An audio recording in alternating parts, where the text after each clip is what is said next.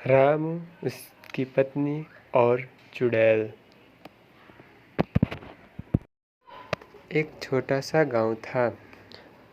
वो गांव बहुत ही सुंदर और हरा भरा था। वो उस गांव में बहुत ही गरीब लोग के बसोबास थे। उस गांव में बहुत ही मिलने वाले स्वभाव के लोग सब रहते थे। उस गांव की वातावरण ही कुछ ऐसी थी कि वहाँ के रहने वाले एक दूसरे के बहुत ही करीबी और उन सबको मदद करने के लिए सोचते थे। उस गांव में रामू नाम का एक इंसान का छोटा सा घर था। उस घर में उसकी पत्नी और वो रहते थे। रामू बहुत ही अच्छा और दूसरों की मदद करने के लिए सोचने वाला इंसान थे, लेकिन उसकी पत्नी वैसी नहीं थी। वो दूसरों को मदद करना बिल्कुल भी नहीं चाहती थी। एक दिन रामू की पत्नी घर से बाज़ार के लिए निकलती है और वो जा ही रही होती है। कुछ समय चलने के बाद वो गांव के बाज़ार के करीब पहुंचने ही वाली होती है, लेकिन वो जाते जाते गांव के बीच चौराहे पे पहुंच जाती है। वहां पे पहुंचने के बाद उसे कुछ अजीब सा आवाज़ सुनाई देती है और वो इधर उधर देखने लगती है और वहीं पर रुक जाती है। थोड़ी देर वो रुक के इधर उधर देख ही रही होती है तो उसे एक अजीब सा आवाज़ सुनाई पड़ने की बंद हो जाती है और वो इधर उधर देखने लगती है वो कौन थी कहकर। थोड़ी ही दूर वो एक औरत को पड़ी हुई देखती है, लेकिन वो औरत मर चुकी होती है और उस औरत को मरे हुए देखकर वो बहुत ही डर जाती है और वो वहाँ से अपने घर की तरफ जाने की सोचती है और वो जाने लगती है।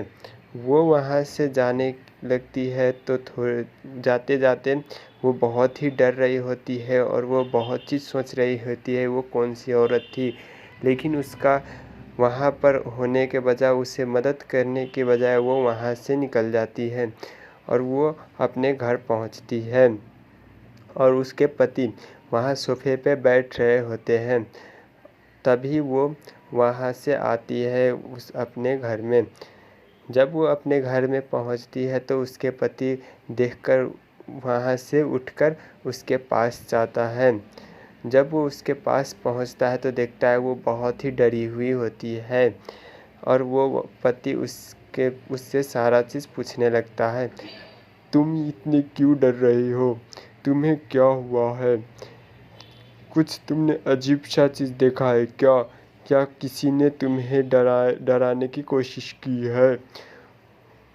वो सारे सवाल ऐसे ही पूछ रहे होते हैं। तभी उसकी पत्नी जवाब देती है, मुझे कुछ नहीं हुआ है।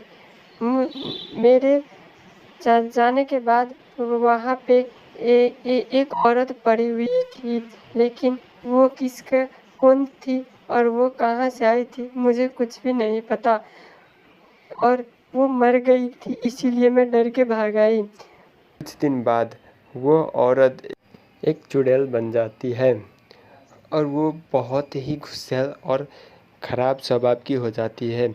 उसके मृत्यु के कारण किसका हाथ है वो पता लगाने के लिए वो दर दर भटकने लगती है और वो ज़ोर ज़ोर से हंस रही होती है। 2 दिन बाद